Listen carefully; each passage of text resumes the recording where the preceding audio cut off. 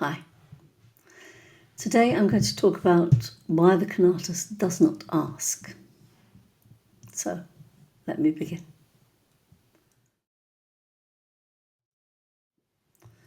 There's a moment that most people recognise, even if they don't talk about it much.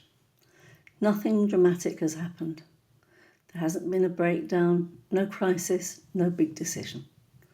But something you're pushing, something you are holding together, just doesn't move the same way anymore when you try to move it. You can still explain why it matters. You can still see why you should continue.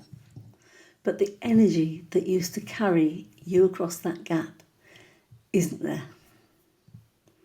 And what's striking isn't the absence of effort, it's the absence of cooperation.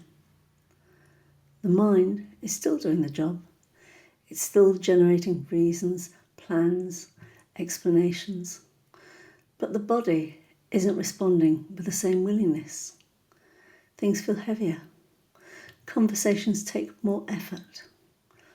Pushing through starts to feel less like determination and more like friction. Most people interpret that moment as something going wrong.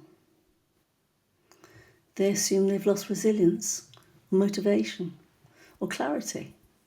So they try to correct it. They think harder, reorganise, recommit. But the feeling doesn't resolve that way. Because what's happening isn't a failure of will. It's a shift of power. I remember noticing this very clearly during a period when everything in my life looked completely reasonable on paper.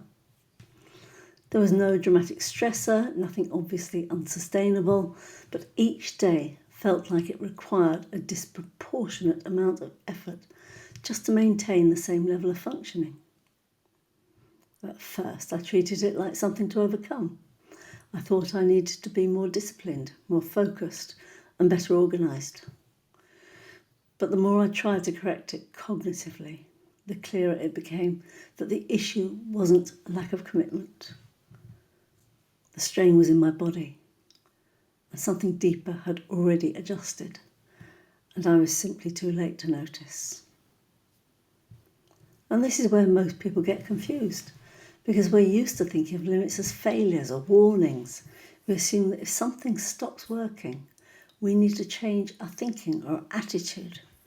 But there's another way to understand what's happening, one that doesn't interpret the shift as collapse, but as perseverance. Spinoza describes this beautifully in part 3 of the Ethics. He says that each thing strives to persevere in its being, and that this striving is actually its essence.